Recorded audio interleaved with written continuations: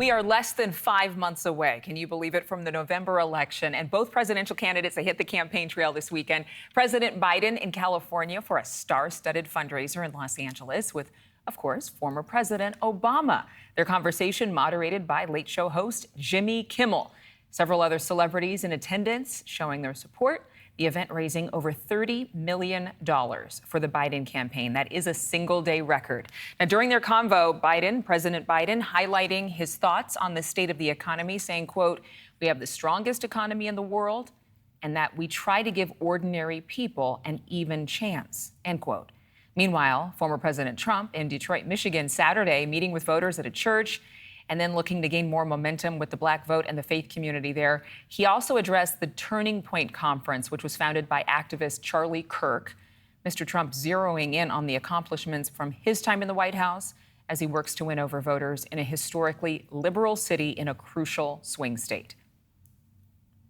Under my leadership, we created 500,000 manufacturing jobs in 3 short years.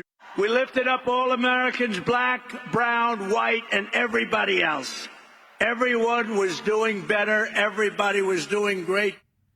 Joining me right now to discuss all of this, GOP strategist Malik Abdul and Democratic strategist Dr. Susan Johnson Cook. Thank you both for being with us. First of all, The Hill and our Decision Desk HQ polling. It reports that Mr. Trump is leading in 4 out of 7 battleground states. Susan, I'll start with you. What does President Biden need to do to turn that tide?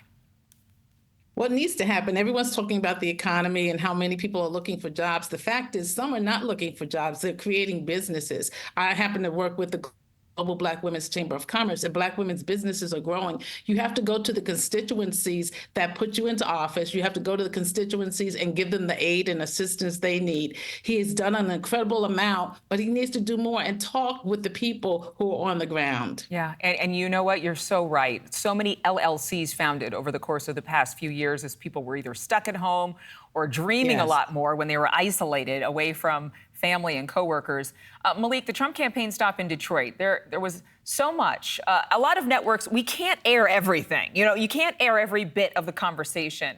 But were there some big moments out of his events, both at Turning Point and at that church in Detroit, that stood out to you from Saturday? Well, as one of those Republicans who's not a big fan of Charlie Kirk, I probably won't be able to tell you many great moments from Donald Trump at Turning Point, because I try not to follow anything that Turning Point does.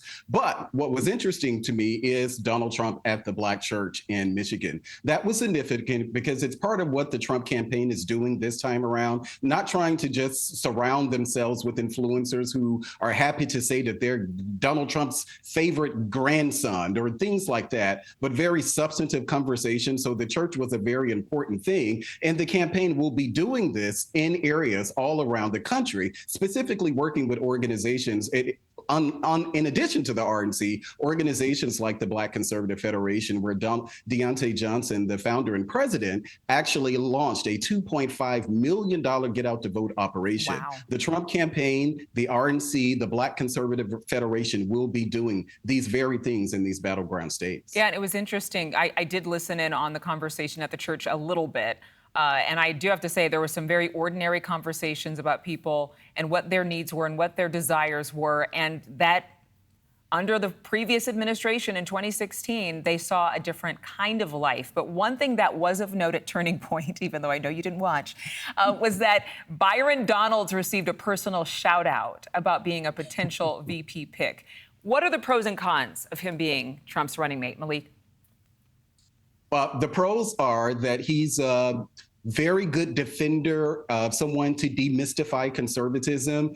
He has a good relationship with Donald Trump. He's very supportive of Donald Trump. He's part of the Freedom Caucus. But then it begins and ends there. Not only is he from Florida, Byron Donalds is, I believe, a second-term member of Congress. I don't know who would feel comfortable with a second-term member of Congress being just a heartbeat away from the Oval Office. So I like Donalds. I think he's great in really articulating a conservative message. But when it comes to being a vice president or even by default a president of the United States, it's a hard no. Okay. Well, actually in Florida right now, and he's not actually the favorite here as well. But, I happen to get mail from both sides of the aisle, and everyone's asking me for a donation. Not one has asked me what my thoughts were about the issues. And I think the things that happen in between these big events is what's going to be significant for either candidate. Talk to us. I'm on the ground. I know what's happening. People around me are ready to speak with the candidates, but not only at these big events where you give us a shout out. That's not really what's going to get you in the office. It's what you do in between and what you'll do after you're in office that's going to matter. Well, Susan, I want to ask you, just as a Democrat, I mean, think about the event that happened in the Bronx. I mean, these were everyday people who showed up for the Trump campaign, talking about they love Trump. They wanted to show and demystify that, yes, you can be a person of color and actually be conservative. Alert the media, breaking news. So what does the Democratic Party have to do? It seems as though there's some ignoring the obvious here, that there has been some change in Black and brown communities. When I interview people, and here in Chicago, they are so upset about the immigration issue, when a couple of years ago, some Black folks would have been like, no, that's not something that we're paying attention to. What do you think the Democratic Party hand is right on the your hand's right on the pulse of it. Immigration has been an issue that has really turned the tide. I was raised in the Bronx, born in Harlem, raised in the Bronx, and some of those who have come out, actually I know very well, and some of them are faith leaders, which I was for 30 years in the Bronx, New York. And so I think people are saying, again, the issues that will help my family, that will help me, that will help my congregations. We want to make sure that your hand is on the pulse of these, that you're not just speaking to us now with some rhetoric, but that we're going to come out, we're going to hold you accountable to what you say you're going to do for us. And it starts now, not on November 2nd, it starts now. And that's what people are saying. We're going to come out, but we're going to come out for the candidates who speak our language. And that means not English or Spanish or whatever your native tongue is, but the language of helping our people in the real way. Okay, one more question for you, Susan, in terms of this event, this glitzy event in Los Angeles. Obviously, the Democratic Party and the Biden administration, they want to raise some money because the Trump campaign, with that $141 million that they fundraised just in the month of May alone, was pretty eclipsing.